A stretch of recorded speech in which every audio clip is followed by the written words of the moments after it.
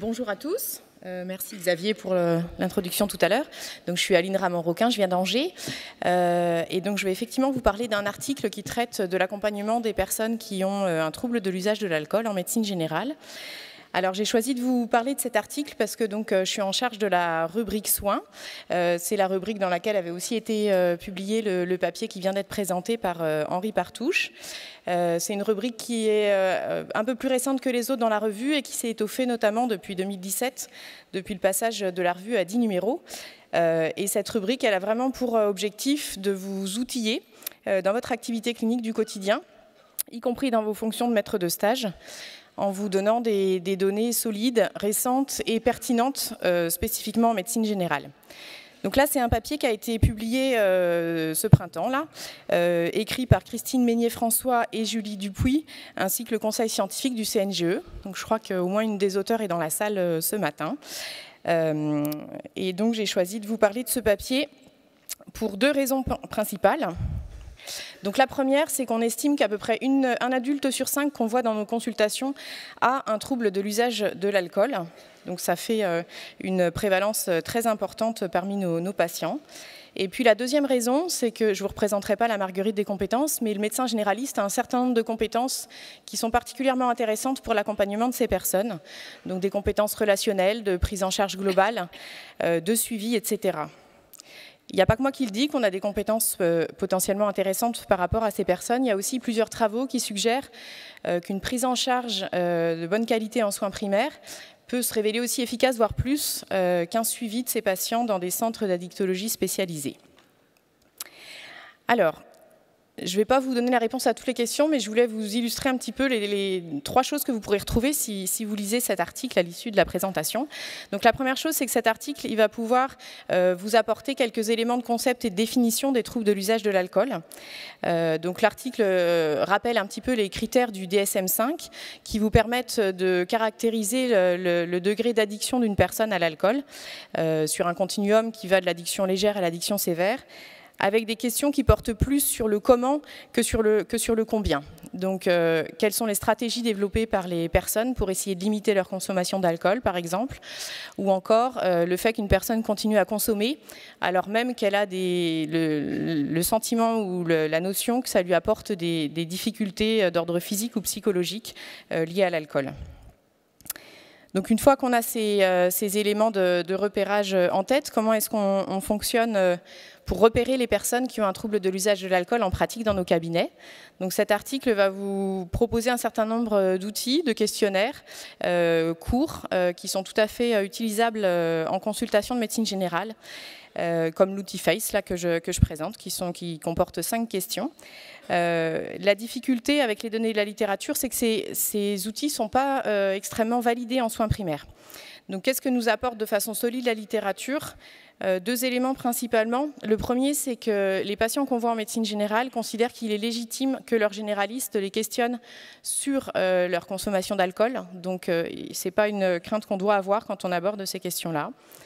Et puis la deuxième chose que suggère la littérature, c'est que ce qui semble être plus efficace, c'est des interventions brèves répétées auprès de nos patients pour essayer de repérer ces troubles de l'usage, plutôt qu'une intervention unique, quelle qu'en soit la qualité. Et puis le troisième élément fondamental que va pouvoir vous apporter cet article, c'est des données récentes sur qu'est-ce qui peut fonctionner quand on cherche à accompagner une personne qui a un trouble de l'usage de l'alcool. Donc il fait le point un petit peu sur l'efficacité, les effets en tout cas de certaines approches. Donc d'abord les approches non médicamenteuses. Donc l'entretien motivationnel, par exemple, a montré une certaine efficacité à court terme, surtout auprès des personnes qui ont un trouble de l'usage de l'alcool, versus l'absence d'intervention, mais n'a pas forcément montré une efficacité supérieure à d'autres types d'interventions. Les thérapies cognitivo-comportementales sont les plus recommandées, mais elles ont été peu évaluées en soins primaires, de même que les différentes approches de psychothérapie par le médecin généraliste. En ce qui concerne les médicaments, donc il y a 2 médicaments qui avaient été évalués il y a plusieurs années sur le critère d'efficacité qui était à l'époque l'abstinence principalement, donc l'acamprosate et le naltrexone.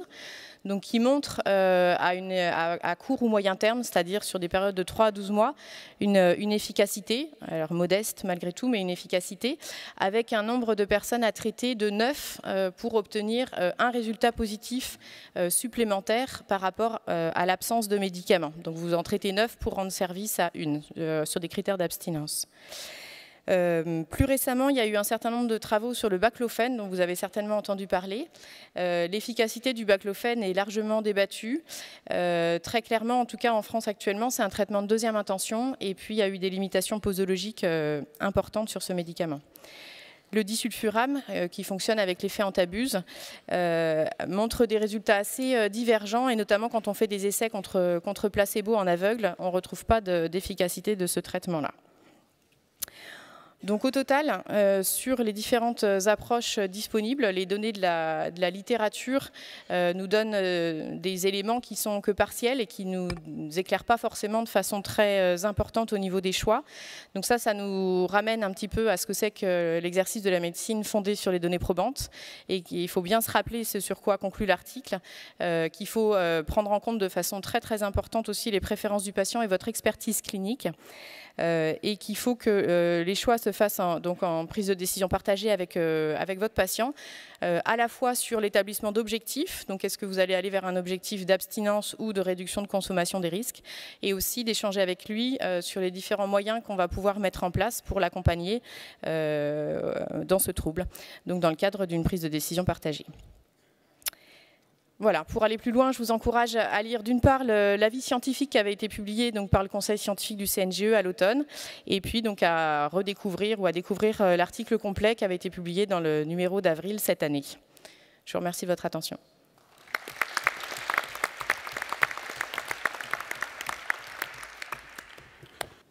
Bonjour, Adrienne Brocard de Lyon. Je voulais savoir les interventions brèves là, sur les traitements, les résultats que ça par rapport à l'entretien motivationnel, tout ça. Vous dites que c'est plus efficace, mais par rapport aux autres? Alors, je vais répondre, et puis je pense que c'est Julie Dupuy qui est dans la salle si elle veut compléter. Je ne pense pas qu'il y ait de comparaison directe entre les interventions brèves et l'entretien motivationnel. Concernant les interventions brèves, c'est vrai qu'il y a une sorte d'approche protocolisée qui est promue par la HAS, qui n'est pas inintéressante, mais qui n'a pas forcément été validée dans notre contexte de soins primaires. Donc je ne sais pas si Julie est dans la salle et qui voudrait compléter. Moi, à ma connaissance, il n'y a pas de comparaison directe avec l'entretien motivationnel. Oui, et on n'est pas dans la première, l'utilisation d'intervention brève, on est vraiment plus dans du repérage, alors que dans l'entretien motivationnel, on va aussi être plus dans la prise en charge d'un patient. Enfin, c'est pas forcément un outil à utiliser. Enfin, il y a 2 temps différents en fait d'utilisation. Oui, tout à fait. Il y a surtout le fait que l'intervention brève est un peu plus protocolisée, un peu plus standardisée, notamment aux États-Unis. Et donc, il y a un peu plus d'études sur l'intervention brève que sur l'entretien motivationnel, d'où un niveau de preuve plus important. Mais il n'y a pas eu de comparaison directe, en effet. Et dans tous les cas, les études sont toujours difficiles les résultats sont toujours difficiles à interpréter, parce que ça reste des interventions complexes qui sont difficiles à évaluer. C'est pour ça qu'il n'y a pas beaucoup de données pour évaluer leur efficacité, mais c'est parce qu'aussi l'évaluation de ces interventions complexes est difficile méthodologiquement. Oui, bonjour, Xavier Guérin, donc moi je suis à côté de Cholet. Par rapport au groupe et aux associations de patients alcooliques anonymes, est-ce que ça a été évalué l'impact qu'ils ont sur justement l'abstinence alcoolique ou la réduction des risques, et est-ce que c'est est-ce qu'il faut qu'on tisse et qu'on renforce des liens avec ces associations, parce que c'est pas facile d'adresser les personnes, et on sent que pour les adresser, il faut mieux les connaître, et est-ce que c'est un impact intéressant? Alors, je pense qu'à nouveau, je vais renvoyer effectivement vers l'auteur du papier, parce qu'il y avait effectivement quelques éléments dans le papier qui a été publié. Oui, il y a eu quelques études là-dessus sur les groupes de parole et une méta-analyse, je crois, qui montre qu'il y a quand même un effet sur la consommation déclarée d'alcool. Donc ça, c'est même un niveau de preuve intermédiaire. Donc après, il y a toujours un biais de sélection important. Voilà, c'est des patients qui adhèrent, c'est bien sûr évalué chez des patients qui adhèrent à ce dispositif. Et le ressenti qu'on a du terrain et l'expérience fait qu'il y a des patients qui vont vraiment adhérer, à qui ça va correspondre au niveau de leur personnalité et de leur mode de communication et d'autres pas du tout. Mais je crois que pour les patients, que c'est efficace pour des patients qui adhèrent à ça et qui sont confortables avec ce système-là. Et on peut tout à fait alors les adresser, c'est compliqué parce que c'est pas des spécialistes médicaux, c'est vraiment une association. Donc après, c'est aux patients de faire la démarche, et notamment, par exemple, pour les alcooliques anonymes, où il y a plein d'autres groupes, d'associations en fonction des territoires locaux. Mais c'est aux patients de faire la démarche, et ils ont souvent des sessions ouvertes une fois par mois où les patients peuvent aller voir comment ça se passe.